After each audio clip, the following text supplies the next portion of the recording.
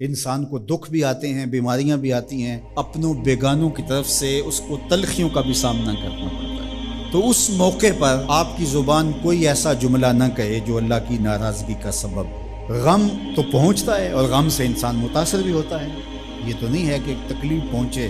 غالب نے کہا تھا روئیں گے ہم ہزار بار کوئی ہمیں ستائے کیوں۔ تو جب سینے میں دل ہے تو کوئی دکھ دے گا تو دکھی ہوگا، دل بے چین ہوگا۔ فرمایا کہ جب تکلیف پہنچے تو مدد کس سے طلب کرو؟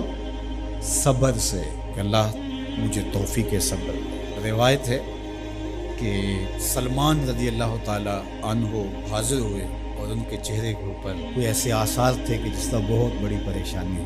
تو ان کو کہا کہ تمہارا جو دکھ ہے وہ اس کو کہو جو دکھ کا مداوع کر سکتا ہے، غم اسے کہو جو غم خار ہو، جو غم خار ہی نہ ہو سے غم کہنے کا فائدہ۔ بعض کا لوگ خام خواہ بے چین ہوتے کہ میرے کو پوچھے تمہیں کیا ہے، چہرے کے اوپر جو ہے وہ خشونت سجائے، چہرے کے اوپر جو ہے وہ اداسی سجائے۔ آپ کو صدمہ پہنچے تو بعض کا ٹھیک ہے، انسان بے بس ہو جاتا ہے، اس کے چہرے بشرے سے اس کا ظہور بھی ہوتا ہے، لیکن کچھ ایسی چیزیں جو چھپائی جا سکتی ہیں اس کو چھپائیں۔ ہنس کے پی جا تلخی ایام کو ناصر، غم کے سہنے میں بھی قدرت نے مزہ رکھا ہے۔ غم برداشت کریں، اندر اتارو اس کو، اس کا اجر رکھا گیا، اس کا صلہ بتایا گیا۔ تو ہر چھوٹی چھوٹی بات کو لوگوں سے شیئر کرنا یہ نہیں ٹھیک ہے۔ کبھی آپ کوئی ایسی بات ہو آپ کر بھی سکتے ہیں، لیکن ہر وقت جو ہے وہ اکتائے ہوئے رہنا اور میں پریشان ہوں، میں پریشان ہوں، میں دکھی ہوں، میں دکھی ہوں، تو کیا وہ دکھ ختم ہو جائے گا؟ لوگ مہندی سجائیں گے تیرے لہو سے،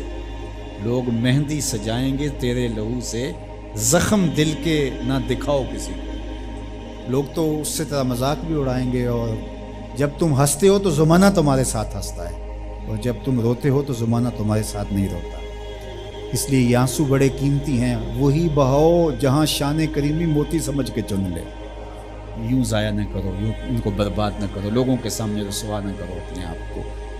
تو صبر کے دامن کو تھامو، ایک تو تلقین یہ کی، اور دوسرا کہا والصلاۃ، اور نماز کے ساتھ اللہ سے مدد طلب کرو۔ حضور علیہ السلام جب بھی کسی مشکل میں مبتلا ہوتے تو حضور نماز کے لیے کھڑے ہو جاتے، اور میں نے خود کئی مرتبہ تجربہ کیا ہے، جب کوئی تکلیف پیدا ہو تو آپ نماز پہ کھڑے ہو جائیں، تکلیف میں تخفیف پیدا ہو۔ اور بدر سے سخت دن کیا ہو سکتا تھا جب کافر پورے لاؤ لشکر کے ساتھ آ گئے، اور حضور کے لیے عریش ایک چھپر بنا دیا گیا، اور آقا کہیں وہاں مصلی بچھائے ہیں اور رب کے حضور کھڑے ہیں۔